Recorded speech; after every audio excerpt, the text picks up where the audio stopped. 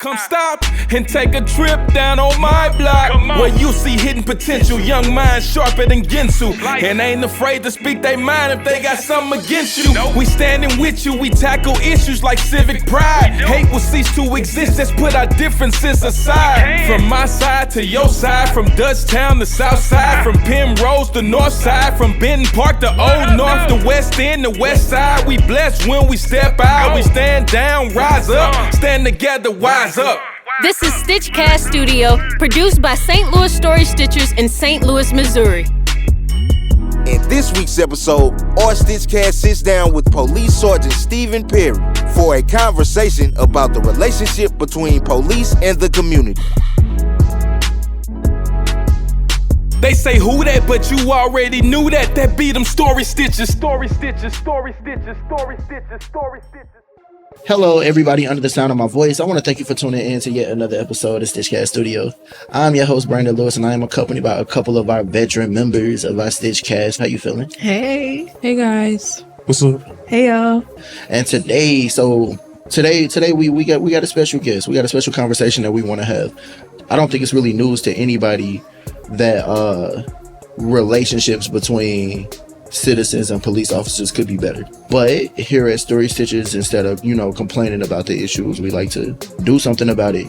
And therefore, here to help us mend the gap, to help better their relationship, we have Sergeant Perry. Thank you so much for being here. Absolutely. Thank you for having me. I appreciate it. Yeah, 100%. So before we get into the other stuff, when did you realize that you wanted to be a police officer, and what was that like? Sure. So I was born and raised in St. Louis, North St. Louis to be exact. I attended Sumner High School. I would imagine everybody in here is familiar with that high school. Yeah.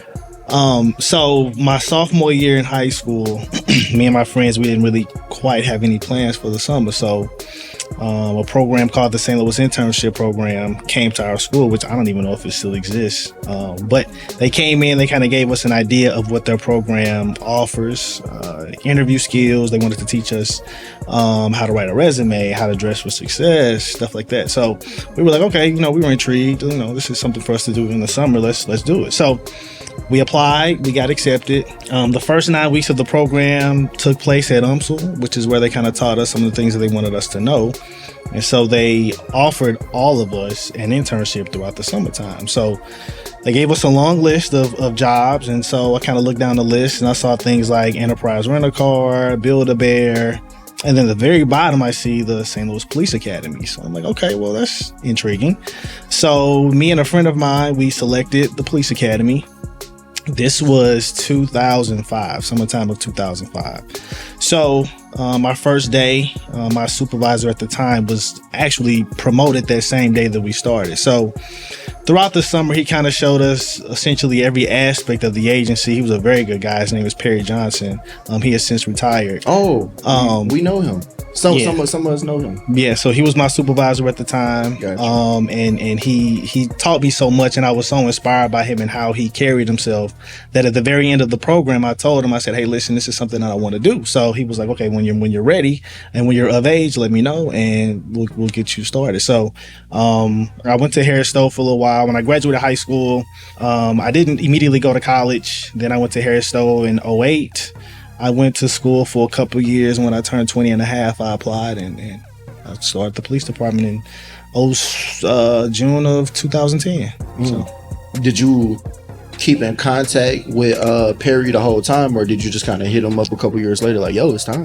No, actually, I would see him all the time. He used to work secondary at the Burlington Coat Factory down on South Kings Highway, and I would run into him all the time. So we would keep in contact. For sure. Got you. Because now it's 2024. You said you joined in 2009? 2010. 2010. Mm-hmm. Okay, got you. So you've been a cop for about 14 years now, give or take. So far, what have the challenges been being a police officer? Some challenges. So when I first spoke to my mom about the idea, she was a tad bit reluctant, because there's an aspect of danger that comes with the profession. Right.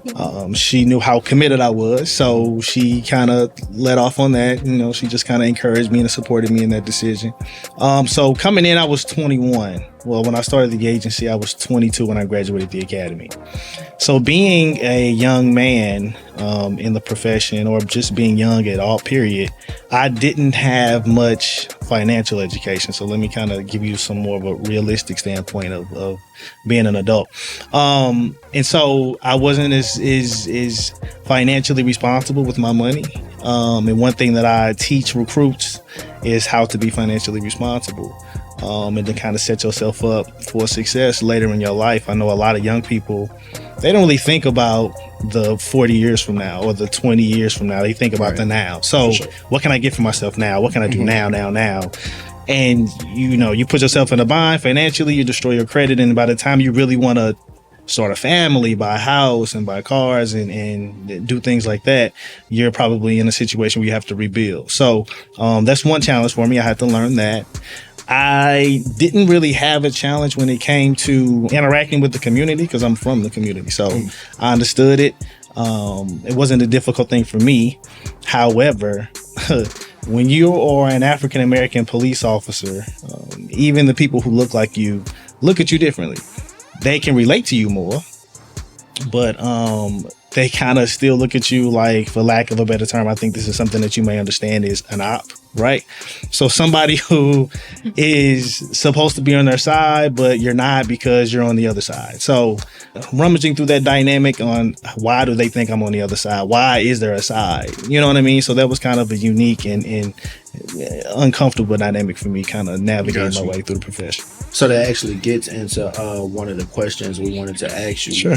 And so, yes, we know that African Americans and police officers have a kind of a tumultuous relationship, for sure.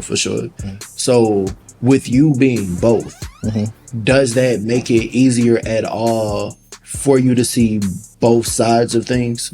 It gives me a very unique perspective to see both sides. It's not easy.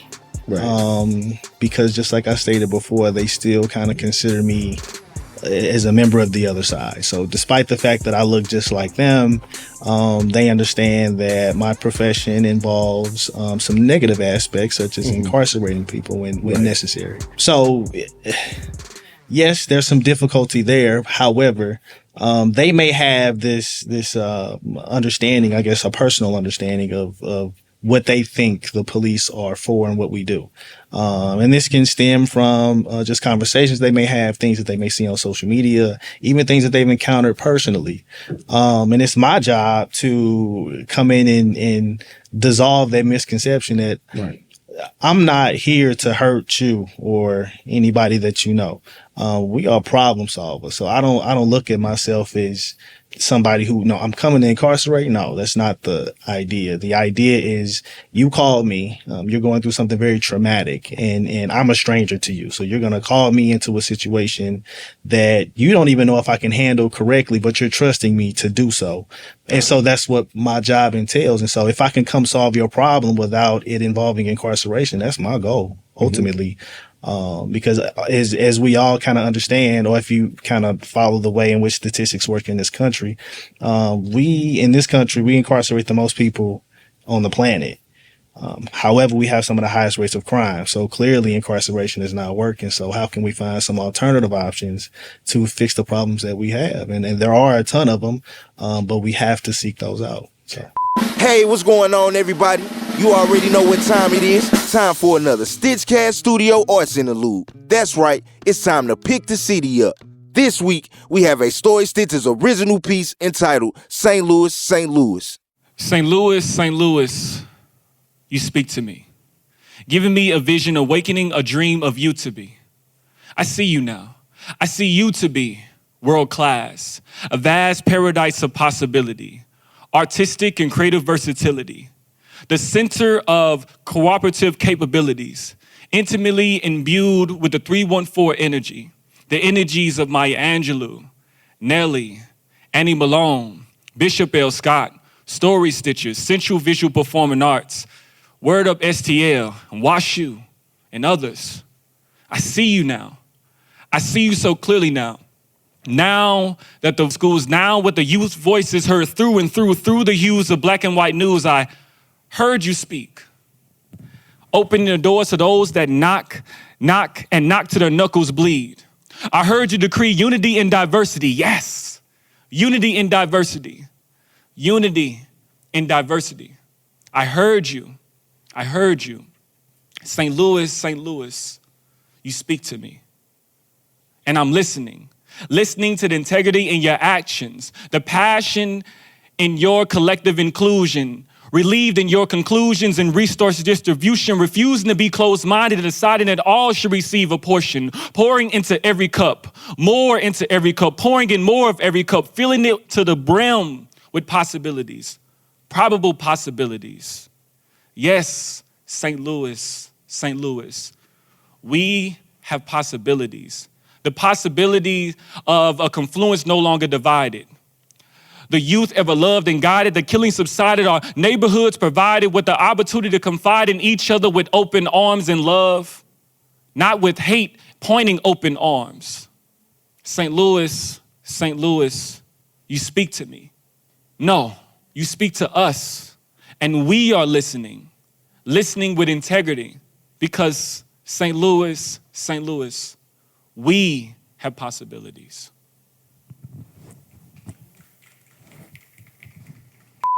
Are there any misconceptions and stereotypes about officers within the Black community, and do you do anything to challenge those misconceptions? Sure. So the one misconception is that, so let's say I'm engaged with a group of youth, okay, for whatever reason. And let's say I'm there and maybe some officers of different races are there, right? And so let's say these young people are expressing how they feel. And then I walk up and they see me. And let's say and of course I'm in the profession of holding people accountable. That's just kind of what we do. We, defend those who can't defend themselves, and we just kind of want to maintain order. That's all, in the most peaceful way possible.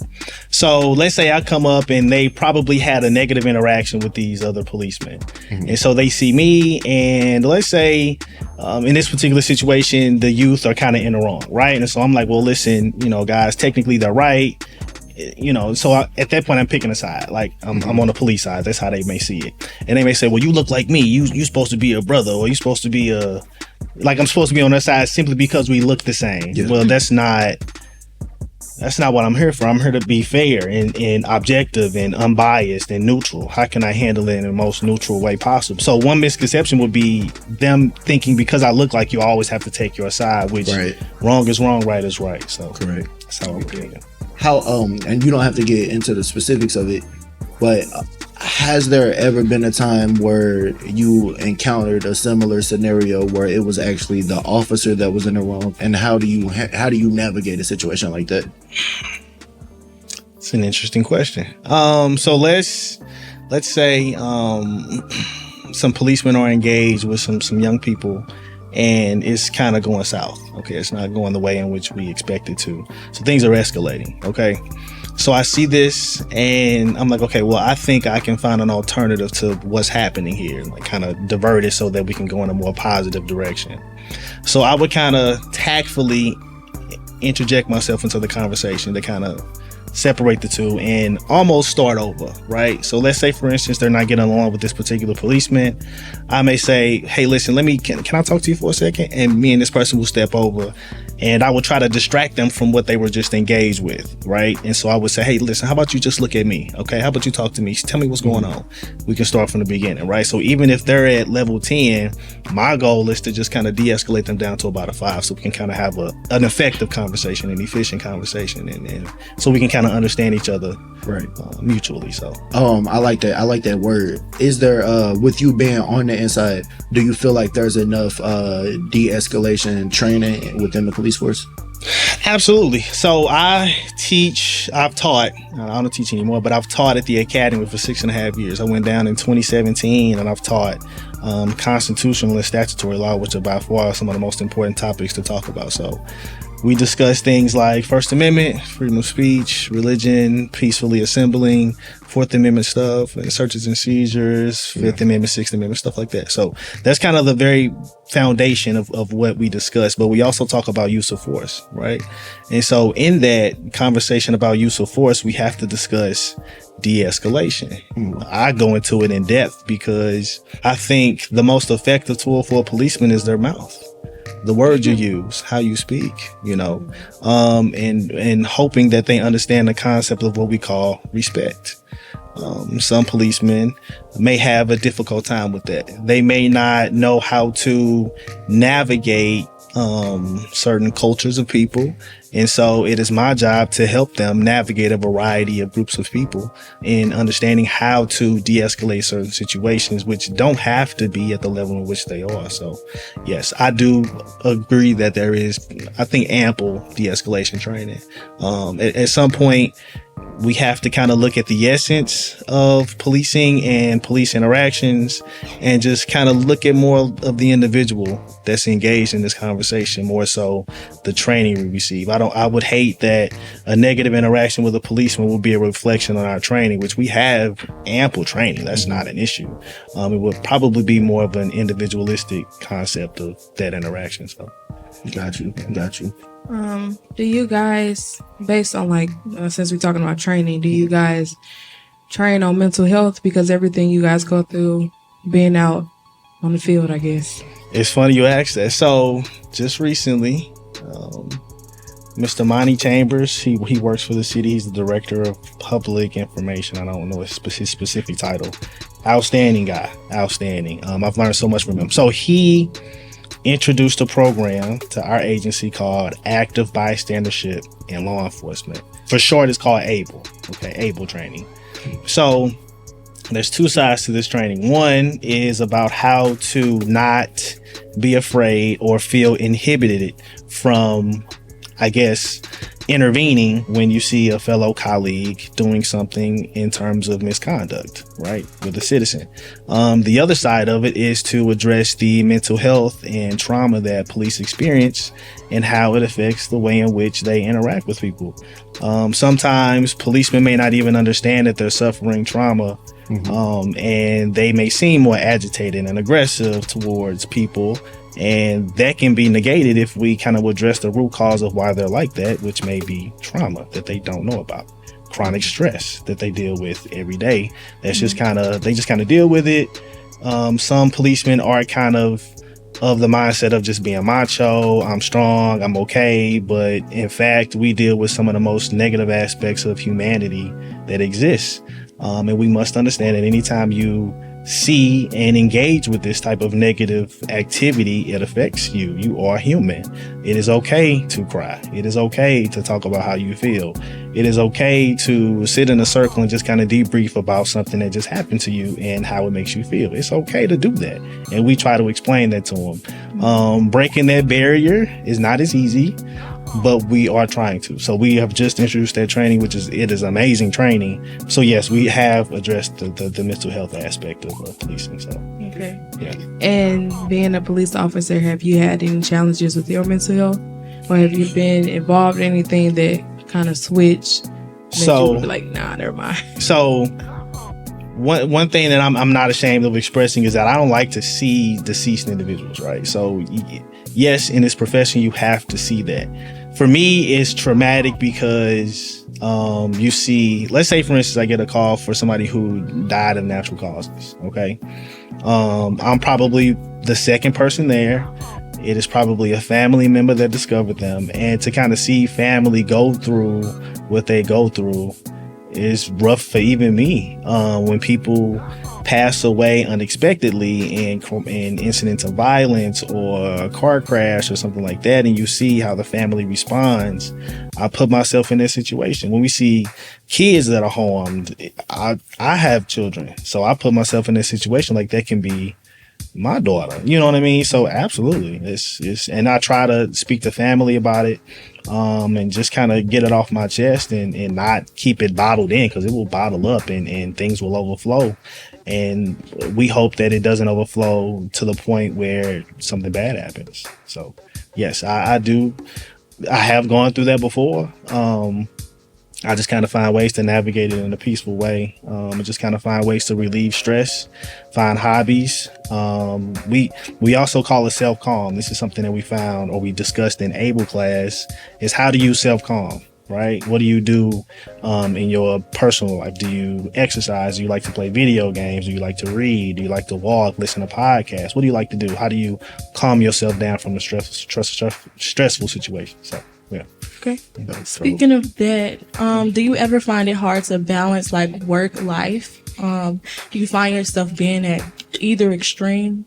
When I was on the street from 2011 to 2017, we have like this swing shift. So you'll swing from day shift to evening shift every 21 days. At times you may work upwards of 7, maybe 8 days in a row.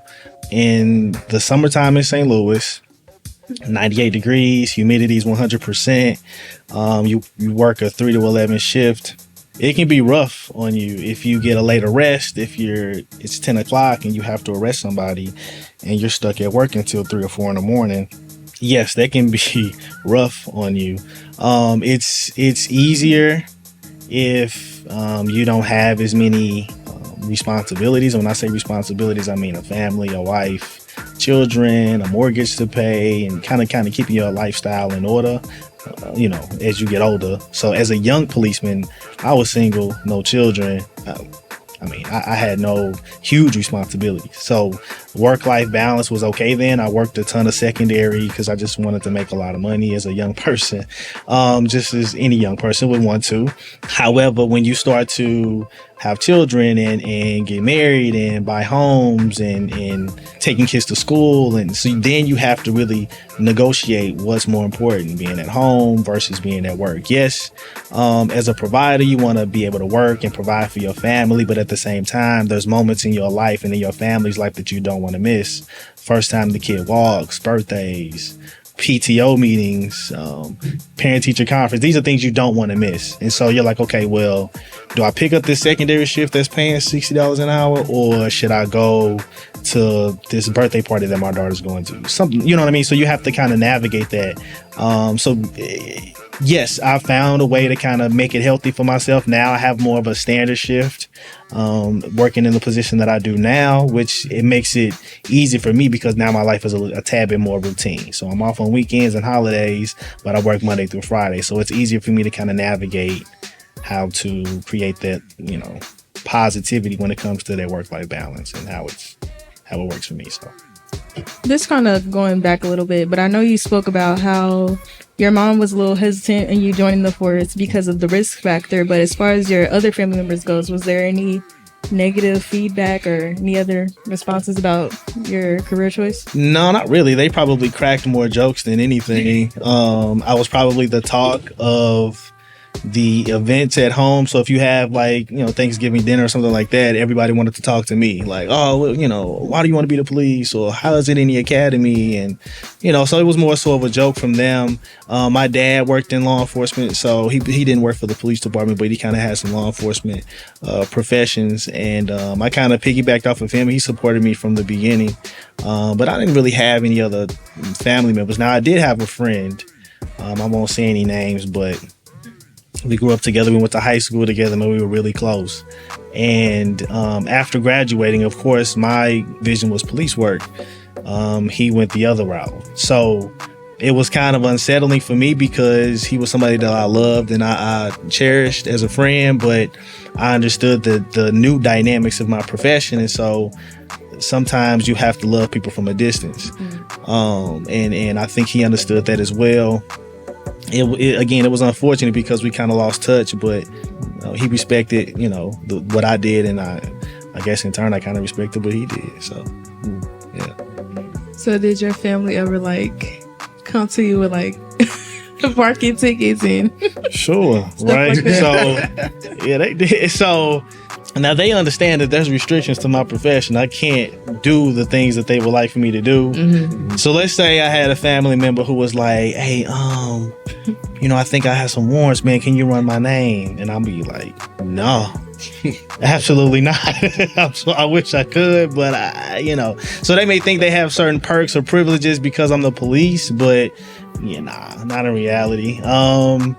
I tell them, for me, and when it comes to parking tickets, you mentioned parking tickets, they even make me pay parking tickets. So, and I'm a policeman. So, I can't get them out of anything really. Okay. That's just kind of what it is. Yeah. Before we continue, such as our tradition with live podcasts, we actually like to open the floor from time to time, sure, to see if our audience member has a question. And so, if there's anybody that has a question, you can walk up to the mic. Okay, so my question is, how do you deal with just unruly people?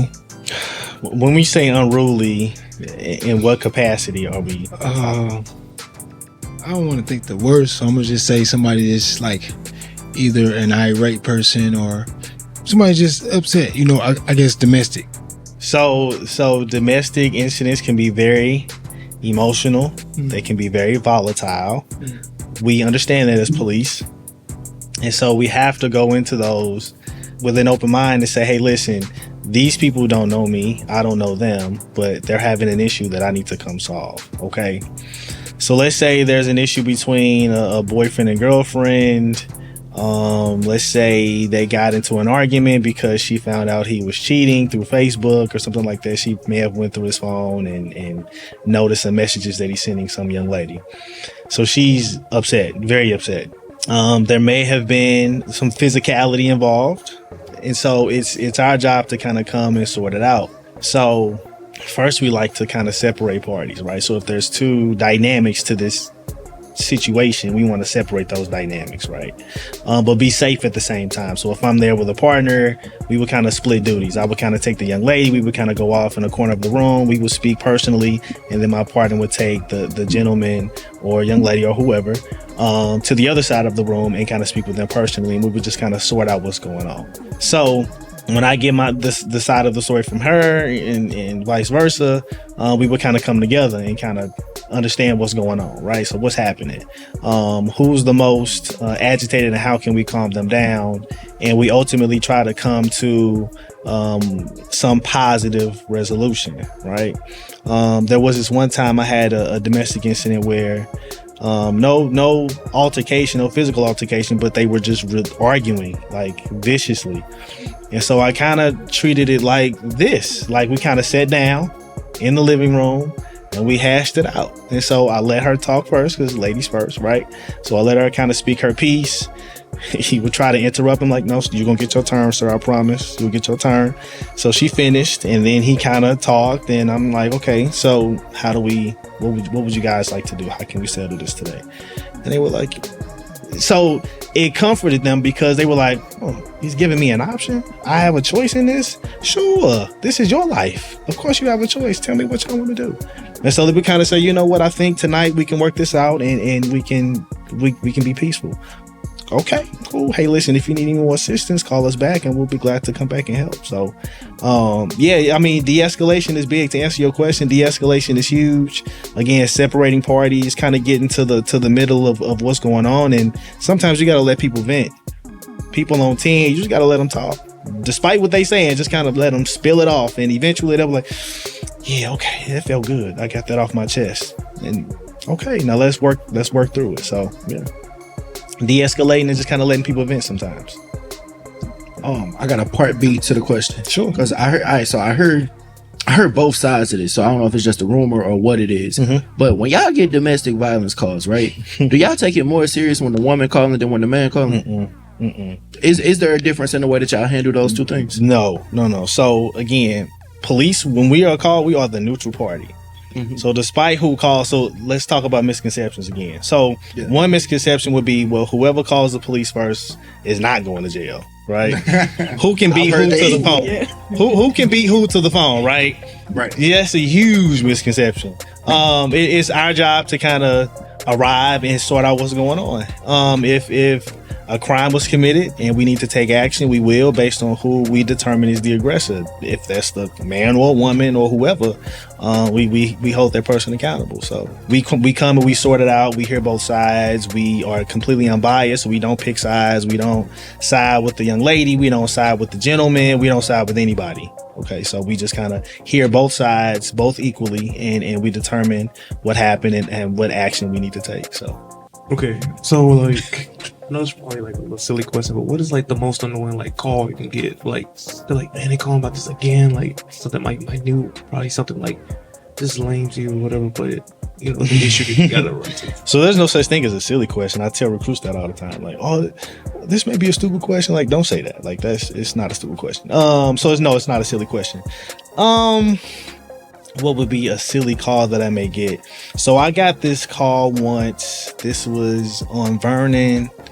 As you may understand, on the west side, right? So if you're from the city, you know where the west side is, west of Kings Highway. So we get this call, and these two neighbors have been feuding over where the neighbor put the trash cans. So the neighbor's like, oh, this is my property line from the grass to my driveway, and he's putting his trash can right along the line of my property. And we're like, sir, okay, so what would you like for us to do? Would you like for us to call a surveyor to come survey the property lines? Like, what would you like for us to do today? Like, he was just like, I mean, just tell him that this is. And so the gentleman next door, he's like, sir, I don't know why this man is calling you. I told him I'll move the trash can. It's not a big deal. But he said I've done it on multiple occasions. So he felt like he should call the police. And I'm like, yeah, this is probably something you could have sorted out together and not involve the police. And so that's probably by far one of the most silliest calls I've gotten. So I actually was going to be a police officer, and I kept getting told, like, no, you shouldn't do that. So let me say this. So as a recruiter, it is an outstanding profession. It's very admirable. And it is something that I think I cherish. It changed my life. I know a lot of young people view policing different these days, but I think we can kind of sit back in our bubbles and express how we feel about what we see and what we want to change and why police do what they do, versus people just kind of getting into the action themselves. Well, how about you come see how it is and be the change? I don't want to be cliche. That's one of our slogans, but don't talk about the change, be about it. That's how I feel. I mean, you can talk all day long, but we about that action. So if you want to see change in your community, get to it. Let's come fill out the application. We can talk about it tomorrow. Yeah, okay, well, okay. If you change your mind, let me know. Speaking of the community, Sure. like what are some ways that if it is any, that the police department try to mend or break the barriers between the community and the police? So I also work with community engagement, right? So that's one thing that I think we've lost, and let me just kind of be real frank and forward right now, is some policemen don't really engage with the people they serve every day, right? So they so inundated with responding to calls and just kind of whatever personal bias they may have, and they may be fearful, they may not know how to speak to the youth, so they kind of shy away from it. They just kind of like, nah, I don't think I should.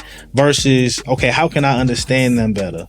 How about I stop this car, I get out on these group of people, instead of coming to them on some enforcement stuff, just say, hey, what's up, man? Listen, don't be afraid. I just want to rap with y'all. Can we talk real quick? Can we kind of have a conversation, man? I'm not even on no police stuff right now. I just kind of want to know what y'all into, man. I want to kind of really understand y'all better. That's a real honest interaction. Some policemen, they're afraid to have that kind of interaction. So I think that's one way, right? How we bridge the gap. Okay. Other things that we're doing. So this summer, myself and Dr. Nikki Brown, she is the director of urban policing at Harris Stowe, an amazing woman, very smart. We collectively have put together this program called the Urban Policing Youth Academy. Starting on June 17th this summer, we're going to have 14 to 18-year-old teenagers all over the region, whoever applied, to go through what's called a mini academy, I guess, so to speak. And so this is a way to kind of first help them understand what we do every day, immerse them into it so they can kind of be involved with it themselves. So for example, we're going to do some mock trials, right? So one huge aspect of the criminal justice lead or triangle, of course we have courts, police, corrections, is the courts. So they need to kind of understand what happens in the courts. So we're going to get them involved in that. Mock crime scenes, they kind of get to see what the SWAT team does, stuff like that. So instead of being afraid of it, they can understand what's being done and why it's being done. We have some other stuff we're trying to do actually, and we also have the ice cream truck. So anytime we can come to an event with the ice cream truck, kids love ice cream, adults love ice cream too. So anytime we can kind of pull up with the ice cream truck, that alone puts a smile on everybody's face when they see us pull up with that ice cream. So, and then they kind of double back for more. Can I get another one? No, one per person, right? One per person. I 100% agree with that, and I think it's also encouraging to civilians when we see interactions with police officers that aren't just enforcing law. Officer Harris talks a lot about that, James Harris, but I think we find things like that really refreshing. Like we didn't say not we as in story stitches, but just we as in civilians. They're saying police officers stop their car and pull up to a basketball game, like, what's up? You know what I'm saying? like you sure you want this work? Hey. You know what I'm saying? And stuff like that, and things like that are just mad, refreshing. And I think they really make everybody feel a little better about how the future might look. You know what I'm saying? So it's like, I agree with you 100%. It does definitely help to see officers when it's not just about enforcing the law. You know what I'm saying? Because if that's all we see, then that's all we associate you with. You know what I'm saying? There's something bad about to happen. You know what I'm saying? Absolutely. So I agree with that 100%.